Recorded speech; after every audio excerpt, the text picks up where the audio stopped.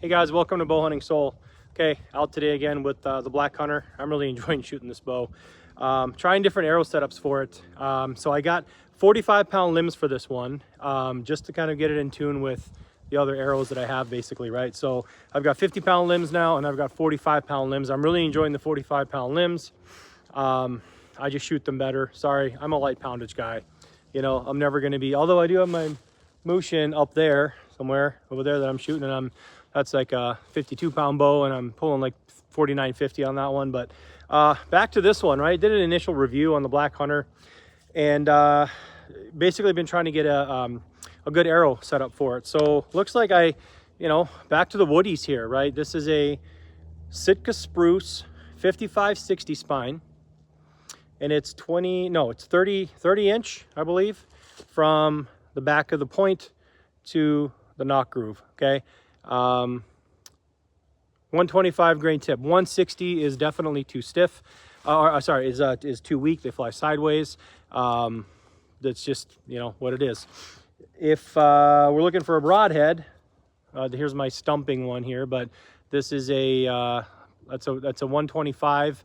I believe that is that's a Zwicky Eskimo, or started off life as one. It's actually 122 grains. I weighed this before I put it on there, but a Zwicky Eskimo, regular Eskimo, would be 125 grains.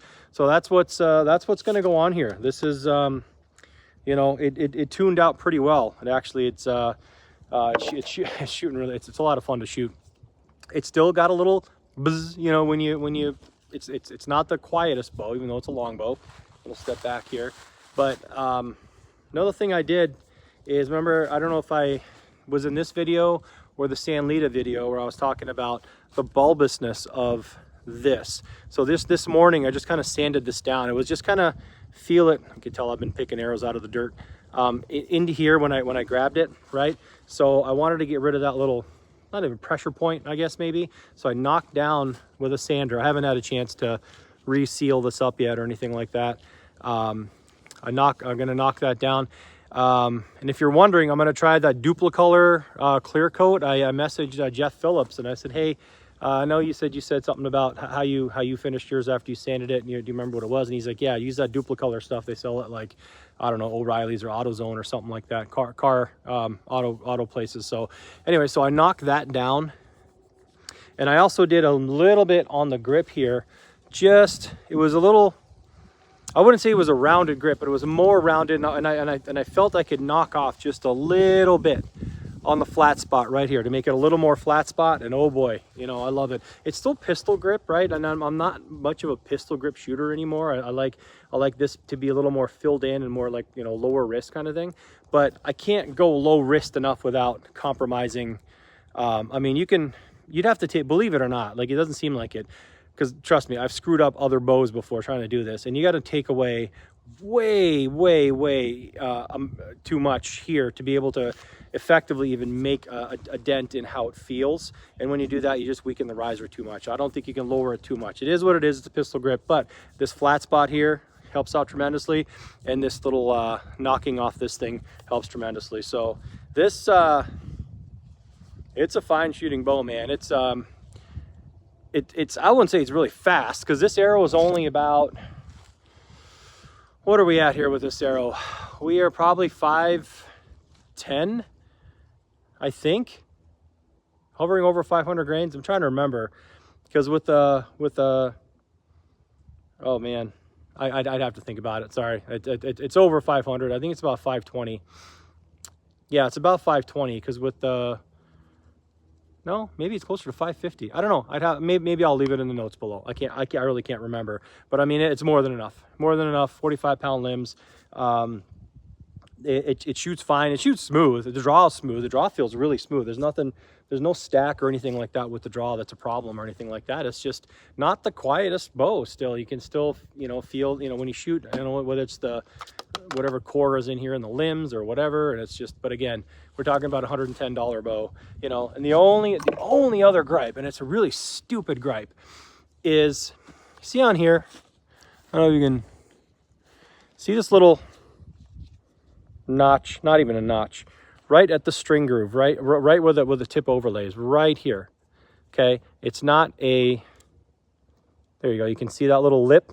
It's not like a smooth transition. So, you know, for the longbow, right, when you're trying to do the push-pull method, and you're trying to like slide this trying to slide this up into the, you're trying to push like this, it kind of gets hung up in here. Okay, maybe I'll fill this in with a little epoxy, something lightweight, so I'm not putting, you know, weight at the end of the limb tip or something like that.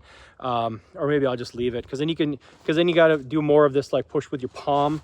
You know, you push, I can't really see on camera here, but you can push more with your palm, take more of the slack off of the string, and then while you're pushing with your palm, kind of finagle the string back into the groove. It's just a little gripe. Instead of going whoosh, whoosh, nice and smooth, you have to get over this little lip, and it kind of catches on there. It kind of bothers me. I don't know why, but it does.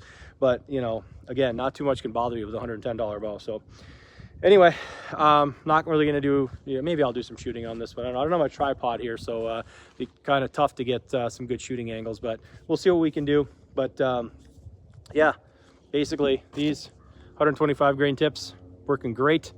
500 and I think they're close to 550 now that I think about it. Grain arrow flying great. So all right, guys, I'm gonna take a couple shots. Let's see what we can do.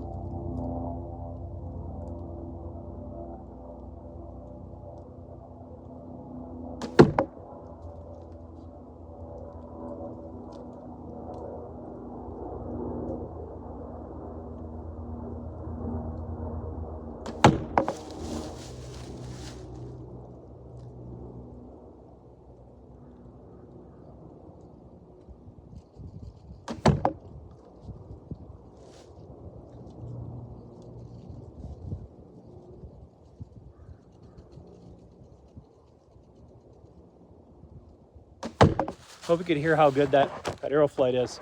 Well, the first one got a bit of a gust, but and it kind of flew just a little stiff.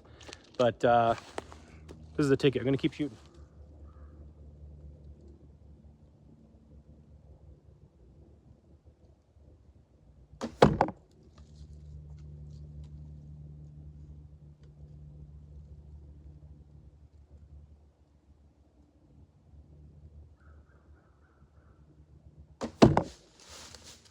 Yeah.